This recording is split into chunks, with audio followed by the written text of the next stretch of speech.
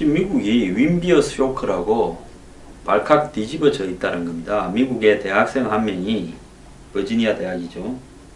작년 1월에 평양을 여행하다가 호텔에서 정치 선전물을 훔치려 했다라는 이유로 체포되어서 15년 노동교화형을 받았는데 선고 직후인 작년 3월에 혼수 상태가 되었는데 식중독에서 수면제를 먹다가 그리 됐다 하는데 전부 거짓말이겠죠. 자, 그래서 미국이 최근에 스톡홀름에서 1.5트랙 그 북미 반간 반민 대화도 하고 한 이유가 이 친구를 석방시키려고 한 목적이 이렇게 강했는데 지금 혼수 상태로 멀쩡하던 대학생을 돌려줘 놓고 그 대화를 재개한다, 이게 말이 되냐 해서 미국이 지금 발칵 뒤집어져 있습니다. 하나 더, 미국이 북한의 핵과 미사일 때문에 신경이 곤두서 있는데 이런 사실들이 미국에 지금 중계가 되면서 북한의 행동에 대해서 미국 국민들이나 정치권이 크게 충격을 받고 있습니다. 아직도 미국 국적이 국민 3명이 지금 북한에 억류되어 있는데요. 자, 이 와중에 문재인 대통령은 여기 뒤에 보이는 화면처럼 어제 활짝 많이 웃더만요. 지금 어제 이 63 빌딩에서 열린 6.15 남북 정상회담이 2000년에 있었으니까 17번째 행사, 기념 행사에 축사를 했습니다. 근데 축사를 하면서요, 그 중요한 이야기를 했는데 북한이 핵과 미사일 도발을 중단할 때는 조건 없이 대화에 나서겠다라고 이야기를 했습니다. 그럼 이게 뭐가 문제냐라고 보면요. 자, 북한이 핵과 미사일을 도발을 중단할 때 조건 없이 대화에 나선다. 그러니까 대화를 재개하는 기준이 북한이 비핵화를 하겠다라고 약속을 할 때 대화에 나선다. 내지 비핵화에 대한 가시적인 행동을 보일 때 대화에 나선다. 이것도 아니고요. 북한이 더 이상 핵과 미사일을 이렇게 발사하고 실험하지 않으면 그걸로 대화에 나선다라는 겁니다. 그래서 대선 당시 북한이 핵을 동결하고 그 토대 위에서 핵 폐기를 위한 협상 테이블에 나온다면 개성공단과 금강산 관광을 재개할 수 있다고 했는데 남북 대화의 전제 조건을 핵 포기라, 안 그러면 동결해 놓고 핵 폐기 협상을 시작하는 수준에서 이제는 추가 도발만 안 한다면 대화에 나서겠다라고 이야기한 부분은요, 매우 심각한 후퇴라고 저는 보고 있습니다. 그러면서 이 북한이 이런 핵과 미사일 도발만 중단을 하게 되면 지금 이 많은 선물을 주겠다라고 이야기를 하고 있는데요. 그 핵심은 북핵의 완전한 폐기와 한반도 평화체제 구축, 그리고 북미관계 정상화까지 한꺼번에 다 포괄적으로 논의할 수 있다라고 이야기를 한 겁니다. 자, 북한의 핵을 한쪽에서는 이야기하고 다른 한쪽에서는 한반도 평화를 구축하는 것을, 또 다른 한쪽에서는 북미 관계 정상화, 즉 평화협정을 체결해서 가는 부분을 이야기하겠죠. 평화체제라 하면요. 그러니까 북핵과 평화체제 북미 정상화를 동시에 논의한다는 겁니다. 이건 중국이 수도 없이 미국을 보고 이렇게 하면 어떻겠냐라고 오바마 정부 때 꼬드겨서 오바마가 한 두어 번쯤 하려다가 안 한 부분입니다. 그런데 이 이야기를 중국은 북한 편에 서서 끊임없이 북한이 유리하게 이런 이야기를 할 수 있지만은 한국의 대통령이 북한의 핵과 미사일을 동결한다면, 도발을 안 한다면, 동결도 아닙니다. 도발을 안 한다면, 도발을 안 한다는 것은 동결한다는 것보다 더 나은 거죠.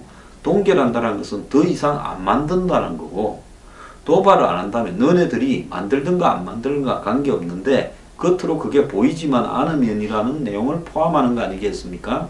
이렇게 한다 하면 대화에 나서서 북핵 문제를 어떻게 할 건가 하는 거하고, 그 다음에 한반도에 지금 휴전협정인데, 이걸 정전협정인데 그냥 이걸 종전협정, 전쟁이 끝나는 협정으로 바꾸고, 그러면 결국은 뭘로 연결되겠습니까? 북한하고 미국하고 대사급 수교 관계를 하고, 주한미군은 철수하고 당연히 한미연합사와 유엔사령부는 해체하는 부분을 한꺼번에 논의하자라는 겁니다.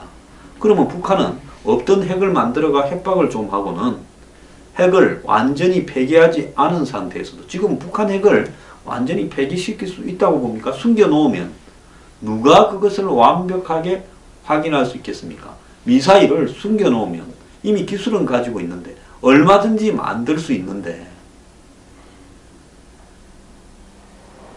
비핵화라는 것 자체가 검증이 100% 불가능한 겁니다.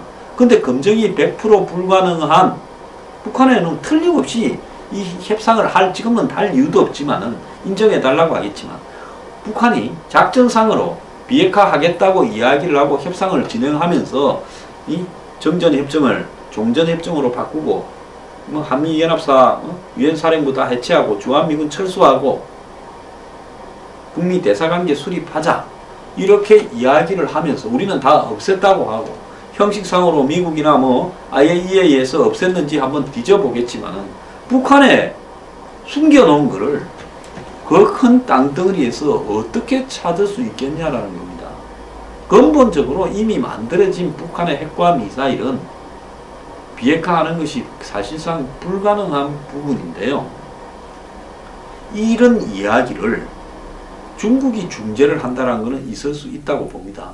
미국이 또 하도 북한이 예를 미기니까 그렇게 이야기를 할 수 있겠지만, 우리는 만약의 경우에 이런 체제가 되어서 북한이 곧바로 이제는 미군을 철수시켜 놓고 한국을 향해서 공격을 하게 될 경우를 생각한다면, 우리는 적어도 뭘 갖고 북한을 믿을 수 있냐라는 입장에서 안 된다, 비핵화부터 완벽하게 먼저 하고 그 다음에 평화체제와 북미 정상화 등이 논의돼야 된다. 그 비핵화는 눈으로 확고하게 이렇게 확인될 수 있을 정도가 돼야 되는데, 그 부분을 얼마나 엄격하게 검증하는 부분을 단수로 붙일 거냐, 이런 걸 우리가 주장해야 되는 거예요. 그런데 지금 대통령이 나서서 북한과의 대화 조건을 엄청나게 다운시켰습니다. 아마 6월 29일, 30일 미국 가기 전에 찔러놓고 가겠다고 질른 걸로 보입니다.